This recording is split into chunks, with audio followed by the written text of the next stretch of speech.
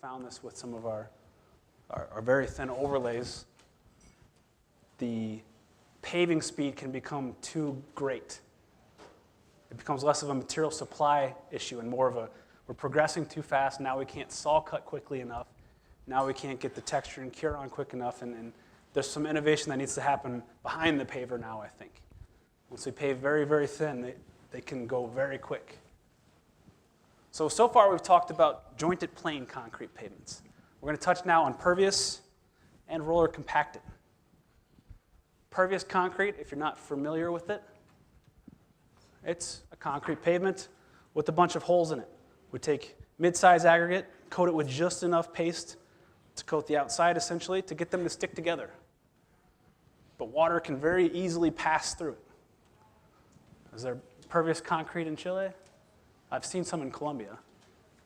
It's a niche product, really. It's not something that you would use all over the place. We use it on shoulders, but it's not the most applicable thing. It actually was first innovated in Europe for house construction.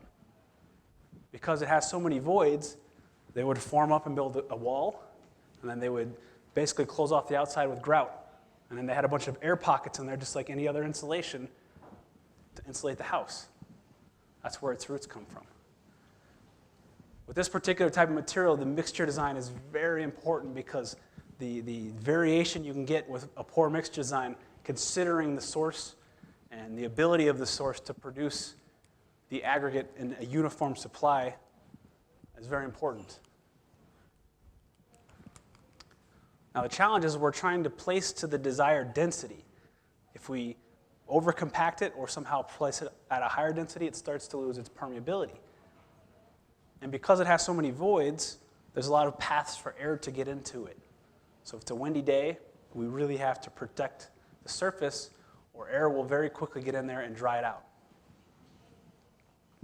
So when we're talking about construction of these pervious concretes, we generally have a geotextile to help separate the subgrade soil from our reservoir layer. And this stone, open graded, clean stone reservoir layer can become very thick, even several meters, depending on how much volume of water we're trying to contain while the subgrade soil processes that and allows it to go back into the water table. So here's a photo of it. That's pretty thick. That's about up to there. But it's just like conventional fixed form paving. We set our forms. We use a roller screed to strike off the surface. Our forms might be wood or metal. We dampen the subbase to satisfy its water demand. We place the pervious concrete within the forms. We move it around with concrete rakes. Here they've got a tamper just to work the edge a little bit. It gets stricken off and cured. Now we have to use a conveyor. You can't pump pervious. It has too many voids inside of it. We can do all this sort of stamping and coloring and architectural things. I'm a pavement purist, and I like my concrete gray. But the tools that they use, see them all right here. Square shovel, roller screed. They've got an extra roller here, a tamping device, a rake, and here is the joint forming tool. It's not a saw. It's what we call a pizza cutter in layman's terms. It just creates the weakened plane by moving aggregate out of the way. So we're going to see them very quickly apply all this. So they get that equipment out in the field. As I told you earlier, fill the screed up with some water to weigh it down. And in a very, very narrow window, do a lot of work very quickly. It's an orchestrated dance. This is very labor intensive. See all those people? This is not a demonstration site. This is an actual project. And there's this much labor. They're getting the concrete. It's being conveyed up over the top of them, spread out as uniformly as possible. So the amount of work necessary to move it is minimal. Because segregation is bad for pervious. That's how we end up having a closed surface. Spread out the material, use a concrete rake to spread the surface only. We're trying not to have to move it. It gets screeded off. They don't close the surface. They use a linseed oil or some other cure and apply a plastic cover to it, all within about 1 meter. I guess 3 meters, sorry, all within about 3 meters. Here they have their saw forming or joint forming tool, so they'll peel back that plastic and form those. We'll see that in a second. So if we have to move the concrete, we use these rakes to pull it. We have a very small head of concrete rolling in front of that. We don't want to see too much. In this particular photo, they're walking on top of the fresh pervious concrete. That's going to compact it, densify it, and make it so it's not pervious. So you have to stand out away from it whenever it's being constructed. Some photos of the roller screed. It's the same piece of equipment that we use for conventional paving. But we want to see a nice uniform surface there, not a bunch of closed off pockets. Construction methods can vary. Here we have truss screeds. Down here on the right, we have a laser screed placing the pervious concrete. So there's a lot of different methods. I've even seen people pave pervious concrete with an asphalt paver. So it's pretty much any method that we use at this point. We compact it. And many times they won't even compact it at all. But if they're going to compact it, the easiest thing to do is to have your forms of a certain thickness and then just have thin riser strips tacked on top of that. So we finish off the surface level with the riser strip. In the bottom right photo, we remove the riser strip. So we have this much concrete sticking above our form. Now, if that's of uniform thickness sticking above and we compact it all, we get the same density across that, as long as we don't somehow close off the surface. But we do need to sometimes compact it to get density. We want a nice uniform surface, again, not like the bottom right. We have these pockets of built-up mortar in spots that will impact its permeability and probably its freestyle resistance and performance. Along the edges, we use a hand tamper just to make sure we get the compaction that we're looking for. And they can round or chamfer the edge as they can with fresh concrete. So that plastic cover needs to be on there in about 3 meter space. It's relatively quick. Photos of jointing. So similar to the screed, this is weighed down a little bit with water, rides across the surface, and just pushes in there like a pizza cutter would. Cut up a pizza. So we used to not joint pervious concrete at all, and then everybody started jointing it to make it look more like conventional concrete. I think now we're back towards not jointing it as much. If you're not putting steel inside the pavement, how important are joints? Unless you intend to maintain them. In pervious, the design life is not 30 years. Nobody thinks we're going to get 30 years out of this solution. So it'll probably be removed and replaced. But pervious concretes, from a design perspective, will not fault. It's just impossible for that mechanism to happen. So having a crack versus a joint, there's really no reason to be concerned about a crack. Some more photos of joint forming. We are now saw cutting pervious concrete as well, using the same means as with conventional concrete. There was a lot of concern early on that might cause a lot of raveling or other performance problems. That hasn't been the case. It can be saw cut just the same. For longitudinal joints, if the section becomes wide enough, you can place a longitudinal joint with a pizza cutter form on the screed. That's a roadway to, what's that to? It's like a veterinary clinic. Once we remove the forms, we really see that it is pervious. It looks like a Rice Krispie treat in nature. Water can easily pass through it. And then we have to cure it. Now we have to cure this for 7 days. There's no way around it. If we're using SCMs or fly ash or slag cement, we need to cure it for about 10 days. So it needs to be covered on all sides, not just the surface, but the exposed edges as well. Some more photos of curing on a pretty large project. So we're seeing this more for parking lots, low volume roads. We've used it some on highway shoulders, but it is still relatively not that common compared to conventional concrete. Photos of good practice on the left, plastic's way down, it's not going anywhere, and bad on the right. So here's the final product. Trails, car dealerships, even firehouses. And the firehouses, they wash the trucks a lot. So they're constantly adding water out in front. This is a low-volume road in Minnesota. So we've solved the freeze-thaw issue. It's not an issue anymore. A residential area with an asphalt road and then parking lanes impervious. I think of some of the more innovative applications. We have a big parking lot at a university where the architects decided that this was something they wanted to do, and the civil engineers found out how to make it happen. But the parking lot is pervious concrete, and it captures the rain, and they use that rainwater to flush the toilets inside the stadium. So it's not a typical pavement approach, but it has some benefits from other perspectives. So now we'll switch and talk about roller compacted concrete. I see this as the future in a lot of regards of concrete pavements in the world. It uses asphalt paving equipment to build concrete pavements. So everyone has asphalt paving equipment. Not everyone has slip-form pavers and other concrete equipment, but this is really catching on globally. And once we get the issues all resolved, I think it will catch on even more quickly than it already has. And we're basically using a zero-slump concrete, so we don't need formwork.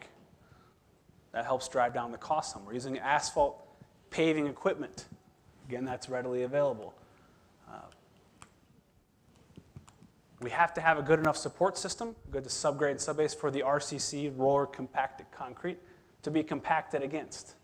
So it has to be strong enough to compact up against. We can use all types of concrete mixing operations now. RCC can be mixed with ready-mix trucks, with conventional batch plants. We can use continuous mixers, horizontal shafts, or pug mills. So it's very versatile in that regard.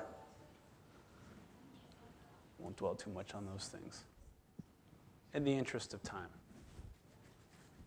So the support preparation really isn't much different than what we already do. We need to build up a strong enough system that we can build on top of it. Now when it comes to material transport, because the concrete that we're using is zero slump, it's very dry. We've essentially taken out some of the coarse aggregate and added in more fines to help us with the density side of things and compaction. But it's a very dry concrete, so when we transport it in something like an in-dump truck, we need to keep that covered. We have a very short window of transport and placement. But the trucks back up to an asphalt paving piece of equipment, standard density or high density, that passes through the paver and gets compacted. Now with the high density pavers, we're finding we can get 98% of the Proctor, the required density, directly through the asphalt paving equipment, and we don't have to use any sort of rollers. But with the standard density paver, you still do have to use the vibratory steel drum rollers. So once it's passed through the paver, some more photos of that, just the paver compaction. We use vibratory steel drum rollers, rubber tire rollers, and other rolling methods to get the final compaction that we're looking for. So it is essentially the performance of a concrete pavement, especially if your standard is already undoweled, jointed plane, but using asphalt paving equipment to accomplish the task. The concrete tends to be a little bit stronger than a conventional concrete mixture. It tends to be a little bit lower cost, has a lower cement content than conventional concrete. And because we're not using forms at all, there's no steel inside of it, and other aspects like that, it tends to be relatively low cost and high production volumes achievable. So we've seen it a lot for industrial applications, port facilities, It's just now making its way into low-volume roads, residential streets, highways, and things like that in the US. Now, similar to asphalt paving, if it gets to be too thick, we have to place it in 2 lifts because we can't get compaction through too thick of a section. So we end up having to place it 2 lifts, one at a time. The surface traditionally has looked kind of like a gray asphalt surface. We're tweaking the mixture, making it more well-graded. We're getting a more closed surface. There are now integral admixtures and topical methods of closing the surface and broom texturing it, just like conventional concrete. So we can now get the surface friction that we're looking for roadway type applications at relatively high speeds. We're not seeing it yet on highways, but for lower volume and medium volume roadways, it is being applied now. Curing is just like for conventional concrete. You can use a white pigmented curing compound, could cover it with plastic. Same challenges for curing and the other ancillary technologies exist. This is very poor curing compound application. So the same exact challenges. I guess another big benefit, if you look at the curing pattern here, you might notice that it looks like somebody painted themselves into a corner. The last, or maybe the first round was right there. With roller compacted concrete, as soon as it's compacted, you can put some traffic onto it. I guess that's a benefit I didn't get around to mentioning. So as soon as you've passed by someone's driveway, the rollers have passed by there, they can drive on top of that and into their driveway. There's no real cure time because the material itself builds up a mechanical resistance to vertical forces by being so compacted. Sometimes we allow it to naturally crack. There's some low volume roadways where we allowed that, especially if we're going to overlay it with asphalt. Longitudinal joints can be tricky because we do have to compact up against adjacent placements that we've already placed, or sometimes we're going for almost immediate compaction between sections if we're somewhere like a port facility and paving a lot at once. But we can make those look very nice now as well. Saw cutting is essentially the same as for conventional concrete. We use both early entry and wet conventional saws. The same saw cut depth and other requirements. Some people are suggesting that we can have a further joint spacing. And that's probably true for the same opening. Because it has a lower paste content, there's less cement, even though there's more sand, it has a lower cement content. Its shrinkage tends to be less than that of conventional concrete. So if you saw cut it at the same spacing as a conventional concrete, the joints won't open as much for roller compacted. And we're relying only on low transfer efficiency by aggregate interlock here. And even still, in most areas, they're extending the joint spacing out to 5-6 meters. If you're overlaying it with asphalt, here's some photos. They're below grade on that manhole cover.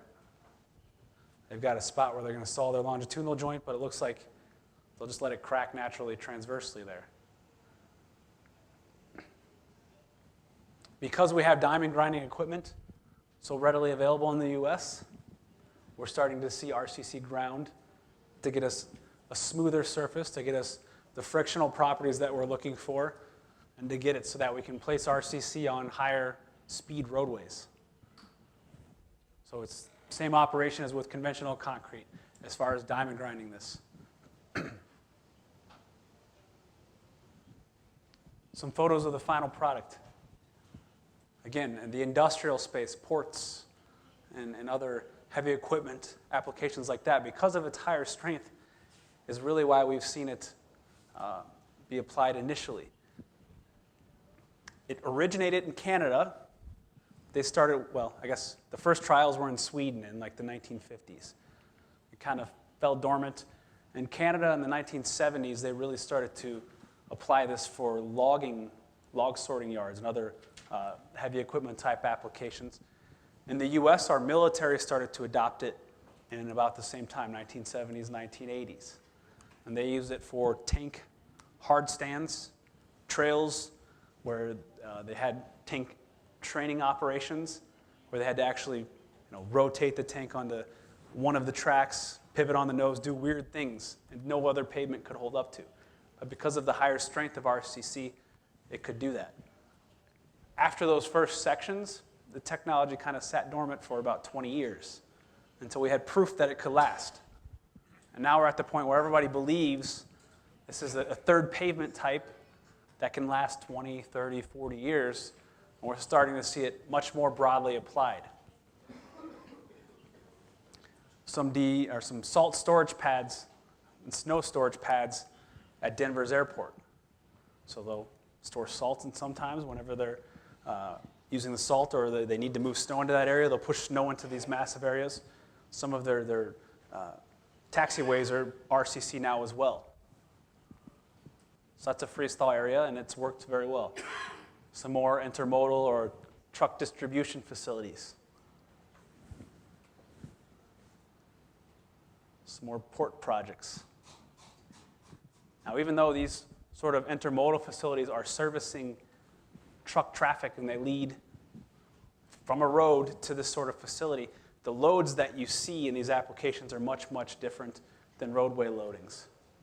A device like this is picking up one single container, lifting it very high into the air and stacking it onto others, but the loads that it has on those front tires are quite a bit different than what a truck would impose.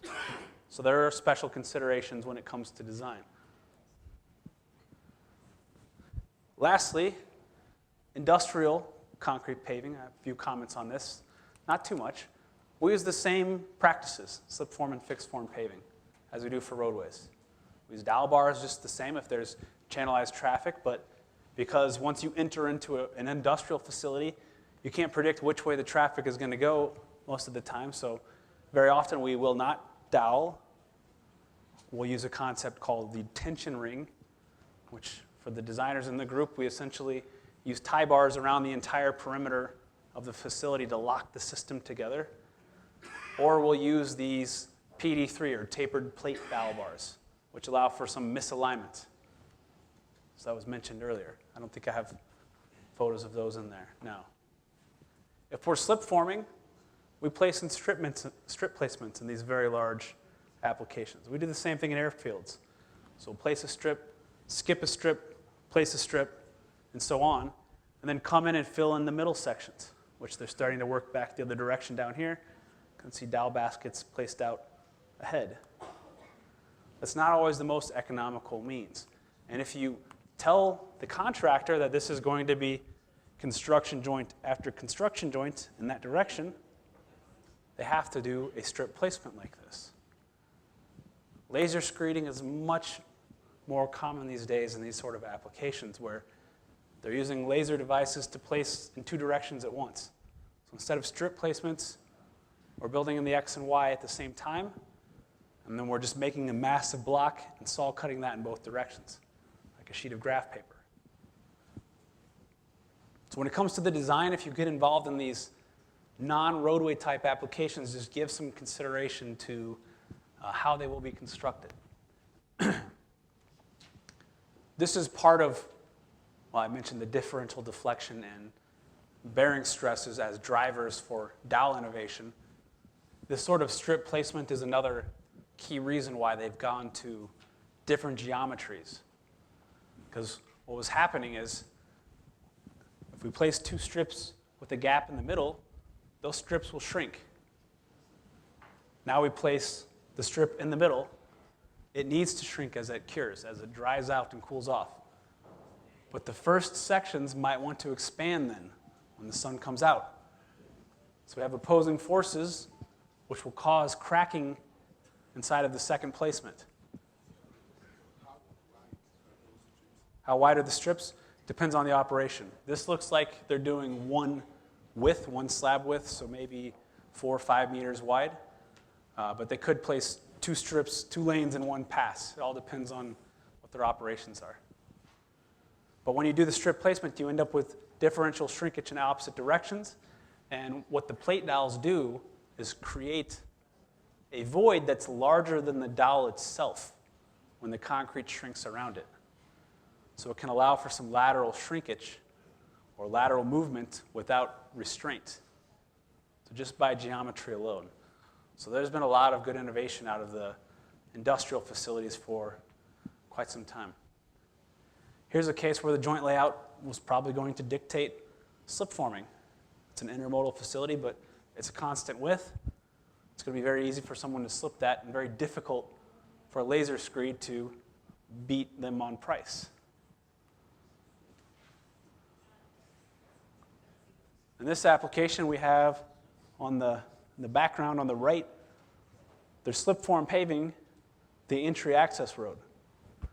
And they're paving the bulk area over here to the left. You can kind of way in the back see them working around those light standards. But they're using RCC on the more industrial portion of this section. So we sometimes mix things as well. Those may have been both designed as alternates. This could have been jointed plane or RCC and vice versa. And they just ended up with those being the cheaper of the two based on geometry and other concerns. So any questions on pervious or roller compacted?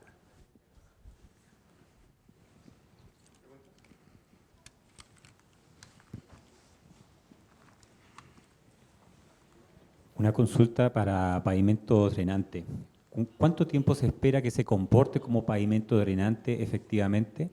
¿Y qué vida útil se le exige a esos pavimentos? Develop effectively. Does he mean opening strength? So you're just about service life. Service life. Okay. And the open the traffic, the pervious. So I'll just answer both parts. So opening to traffic, it all depends on the local standards and the project requirements. If we have the luxury of allowing the concrete to cure for several days, a week, we won't use any sort of special cements or cement contents or anything else. We'll let the concrete process kind of happen as it will. Now, Roberto and I do you mind if I talk about our cement-based discussion at lunch or not? Is that okay? I didn't know if there was something locally I should be concerned with. Cements have changed a lot in the last 50 years. Owners have really driven home this point of we want high early strength. So justifiably so, and it doesn't matter if we're talking about pavements or vertical construction or anything, everybody wants to open their structures sooner. Cement companies have responded to that by grinding cements finer and making other tweaks to get very high early strength. Now that's changed the fracture properties of concrete to a great deal. We're talking about vertical structures that are reinforced with concrete, that's probably less of an issue. But we're talking about pavements, and prevention of flexural cracking is a big component of what we're trying to prevent. It's a very big issue for us. So with that caveat, I would say that there aren't generally any sort of special tweaks for early opening or anything like that in 99% of the cases. And there shouldn't be. You should be using the standard over-the-shelf cement. As you go towards the more and more high early strength mixtures, you tend to introduce more of this concern for the brittleness of the mixture and challenges with crack propagation in the service life. It becomes stronger but becomes more brittle. That's the short answer. So reserve high early strength. If necessary, we can open to traffic with slip forming operations in the matter of 4 to 6 hours. There are repair materials now, such as pavement, that as soon as we mix it and place it, you can essentially start putting traffic on it. It's a very short work life that we have with the material. We have to get it into whatever hole that we're filling. We use that more for repair type applications, but there's no work window that we can't work with at this point. In the US, there's been, in the last decade, a massive push towards nighttime and weekend closures for construction. We don't have the fortune to go out and just be able to build week in and week out anymore and have full detours and closures. We're always working under traffic. So the mixture design tweaks, and we didn't really have time to get into the material side of things, are there to get you whatever you're looking for. Now when it comes to the design life, that's the engineer's choice. And the state agencies in the US, I believe in my next presentation I have a slide that shows you their expectation. And it's somewhere around 30 years. That's what they expect their concrete pavements to get from a design perspective. With overlays, some of the thinner ones, we initially thought 5, 10, 15 years. And we can design a brand new concrete pavement for 5 years if that's what someone is looking for. The precedent has been set that concrete pavements are a long life solution, so we're generally talking more in the 20, 30, 40-year design life. Now we've got about 3 different state agencies in the US that are looking for extremely long life solutions. Minnesota is one of them. And California is the other that are worth discussing. In California, they want a 100-year concrete pavement solution. And then they're saying concrete pavement because they've already ruled out asphalt as even possible for that. So they want a 100-year concrete pavement solution. Minnesota, they're more on the 50, 70 years that they're looking for. Now they're trying to do this to just build one pavement up front, especially in California where there's very high traffic levels, and then not have to worry about it. But to get there, their emphasis has become less on the thickness design and much more on the materials and the detailing in the design. So they're looking at Minnesota. They tried stainless steel dowel bars, which is very, very expensive. Those dowel bars found a way, to no one's surprise, to just grow legs and find their way off of the job site. Because their salvage value was so high, they just kept getting stolen from the job. It makes it difficult to build a pavement when you don't have the dowel bars that you're looking for. They're looking for the same thing now in steel. Should we have some steel that's stainless steel as well in our continuously reinforced designs? So it's all about what the owner is looking for. But we now have, I guess, Illinois DOT, or Illinois Thruway, is looking at 75-year design, I believe, on replacement of our loop road around Chicago as well. So it's just what the owner is looking for. Standard, 20 to 40 years, 30 is probably right in the middle for concrete pavements. We can design down to 5 or 10 years if that's what you want. And we're finding now that 50, 70, 100-year design life is conceivable based on the proof that we have of performance so far.